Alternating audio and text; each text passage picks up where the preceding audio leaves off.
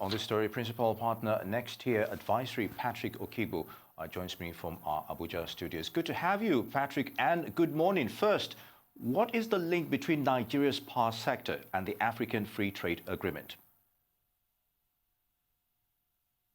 Well, thank you for having me.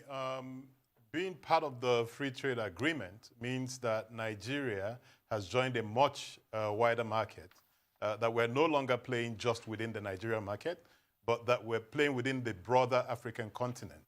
It means that the generation, power generation that happens in Nigeria has to be delivered into the larger Africa pool. So that kind of changes the dynamics on how the power sector is expected to fare going forward. Very good, Patrick. Now, how does this initiative benefit Nigeria's power sector in terms of competitiveness on an industrial scale? Well, I mean, all the advantages of a single market should come to play within the Nigeria market. You know, so being part of this larger market means that power players now have access to a much larger market. They should have take advantage of the economies of scale that provides. It should force our local companies to play at a much greater scale of efficiency.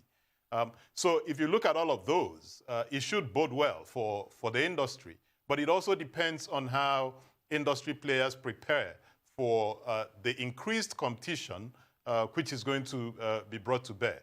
So some of the inefficiencies that we've had to live under, we can't continue to live under those inefficiencies because we're now tied to certain agreements that are continent-wide, certain levels of performance that cannot sustain when there are countries that are dependent on us to produce power and supply into a pool or to make payments when power is delivered to us, etc. So it forces Nigerian power sector businesses to play at a much higher level of efficiency, which at the moment I'm not sure if we're ready for. Indeed, Patrick, still talking about inefficiencies, concerns have been raised on poor regulations in Nigeria's power sector. What are your thoughts regarding this free trade arrangement? Well, I mean, it would be kind of unfair to put the blame squarely on regulation. You know, there are big regulatory challenges we face, but the problem is that the power sector is broken in many parts. It's broken at the generation end of things. The distribution companies have not performed at the level that was expected at the point of privatization. Similarly, Transmission Company of Nigeria still faces some significant structural challenges, although we've seen some significant improvements under the current leadership. So it's not purely a regulatory challenge. However, having to play within a much broader continent-wide market forces us to very quickly deal with all of the regulatory challenges we have, where we have Nigeria Electricity Regulatory Commission that has not quite stepped up to its responsibility of being the regulator for our market, and it's now expected to play at a continent level where there are countries that are at a higher level of efficiency. So it'll really make demands on all market players to play at a much higher level of efficiency. All right, Patrick. Now, there are current power pacts between Nigeria, Benin, and Niger republics. How will this impact on the African Free Trade Area Agreement? I mean, we have agreements to supply power to these countries because we had to dam the Niger at Kainji to produce power, which means that we have an obligation to supply power to these countries. I think at the moment we supply right about 800 megawatts. That's going to grow, especially as we are, first of all, within the West Africa power pool, and we have expectations at that level. By the time we join a much larger Africa-wide continental market, we'll have other responsibilities. Maybe not at the bilateral level, where we have commitments to supply power to countries, but we might have, the local companies might have contracts to supply power to other companies within the Africa market. That would have huge implications both on the positive and the negative side. So on the positive side, for instance, Today in the market, we have stranded generation of about 2,000 megawatts. Now, that's huge when you compare that to the fact that we supply just about 4,000 megawatts. Very good. Now, let's take a look at the prospect for power importation into Nigeria under this agreement. Yes, we have some shortcomings as well in our ability to provide, power to every home. So what do you make of that development?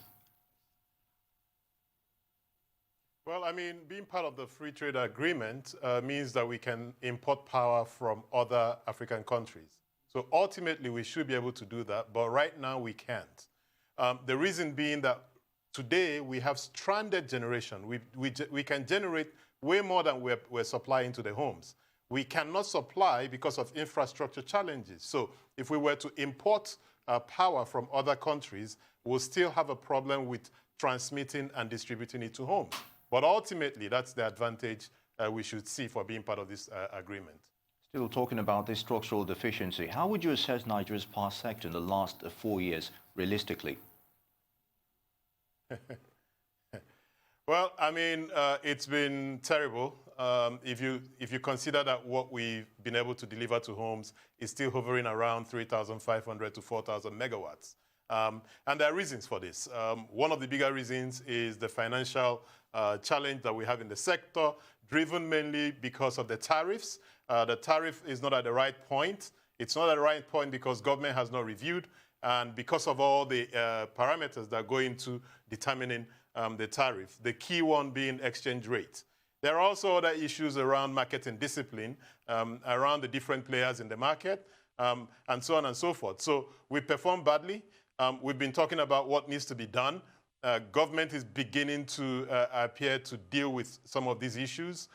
We're hopeful that in the new administration that we should see more progress. But more importantly, being part of this free trade agreement means that it will force Nigeria to perform at a much higher level, and some of the indiscipline we've seen in the market, should leave the market if we must be part of this agreement. At a higher level, there's a lot of bureaucracy when it comes to the power sector in Nigeria. So how do you see this realistically playing out within the free trade agreement? Well, I mean, the bureaucracy, you could say it's in the part of the sector that's still owned by government, which is transmission. But I wouldn't even say that that's the bigger problem. The bigger problem is lack of planning in the industry, the design of the market that we operate in, marketing discipline, where no one is held to account, the challenges with power tariff, which is driven by the broader macroeconomic indices, and the political considerations that come into what we do with all of these. Then we can play in the new, larger continental market. If we don't deal with it, then we're going to go into defaults that would ultimately lead to worse performance for the sector. So in a nutshell, it's a great opportunity for the sector because it's going to force all of us to perform at a much higher level of efficiency. Very good. Patrick Okigbo, I'd like to thank you very much for your thoughts on Nigeria's power sector regarding the African Free Trade Agreements. Good to have you.